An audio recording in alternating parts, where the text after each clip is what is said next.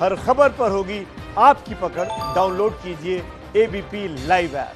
Quintal चक्रवर्ती ने Bengal BJP के अध्यक्ष दिलीप घोष से बात की। दिलीप घोष ने क्या कहा? दिलीप घोष ने कहा कि पहले मैं अकेला स्ट्राइकर था जो फुटबॉल के गोल कर रहा था, लेकिन अब हमारी पार्टी में बहुत सारे स्ट्राइकर हो गए। देखिए, दिलीप घोष हमारे साथ है। दिलीप दा, बहुत बहुत स्वागत आपका। बंगाल में जो 200 सीटों का टारगेट है, अब आपने जो सेट किया है, तो क्या आपको लगता है कि कुछ ज्यादा ही सेट किया है? और किस लिए आप इतना कॉन्फिडेंट दिख रहे हैं जब चुनावी प्रचार कर रहे हैं, बात कर रहे हैं, तो क्या है? देखिए, लक्ष्य हमेशा बड़ा होना चाहिए और ये हमारे राष्ट्रीय नेता ने हमको टारगेट दिया है तो हम जी जान लगा के उसको पूरा करेंगे।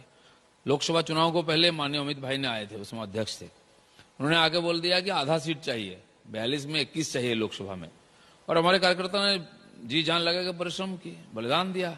18 सीट हमने जीता, 3-4 सीट थोड़ी थोड़ी मार्जिन में हम हार गए, और आज तो वातावरण बन चुकी है। 1 से 21 विधानसभा में हम आगे हैं, लगभग 42 में 500 वोट से हार जीत हुई है हमारी।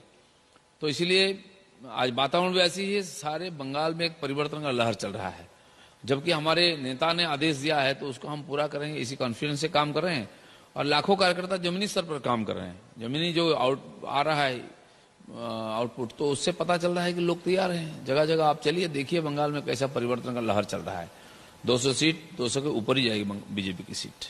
दिलीप दा, वोट का उतना ध्रुवीकरण जो है 2019 से पहले कभी नहीं देखा गया था बंगाल में, लेकिन 2019 चुनाव में देखा गया था, और जिस वजह से शायद बीजेपी को 18 सीट मिला था। अलग कारण भी हो सकता है, अलग अलग कारण भी हो सकता है, लेकिन ये एक कारण माना जाता है। लेकिन क्या आपको लगता है पिछले 1 साल में लोकसभा चुनाव के बाद ये ध्रुवीकरण और ज्यादा हो सकता है? लेकिन अगर ध्रुवीकरण होता तो पूरा बंगाल में हमको सीट मिलता। कलकत्ता में, 24 परगना में हमको नहीं मिला है। पूर्व मेदिनीपुर में ध्रुवीकरण कितना हुआ नहीं हुआ, वो हो सकता है कि जय श्री राम का विरोध करने से हो रहा है।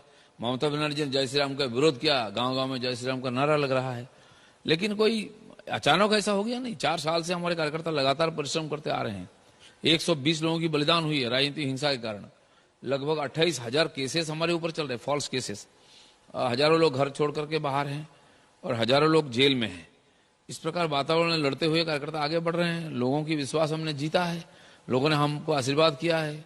आज लोकसभा में हमको 2 करोड़ 30 लाख वोट मिला है और टीएमसी को 2 करोड़ 47 लाख।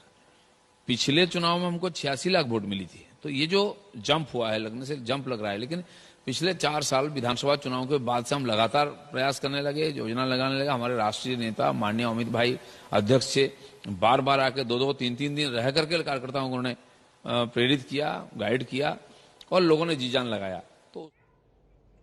तो दिलीप घोष कह रहे हैं कि ममता बनर्जी चूंकि जय श्री राम का विरोध कर रही हैं, तो शायद उसके रिएक्शन में लोग इकट्ठे हो रहे हैं। ध्रुवीकरण बीजेपी ने नहीं किया है, बल्कि ममता बनर्जी की वजह से हुआ है।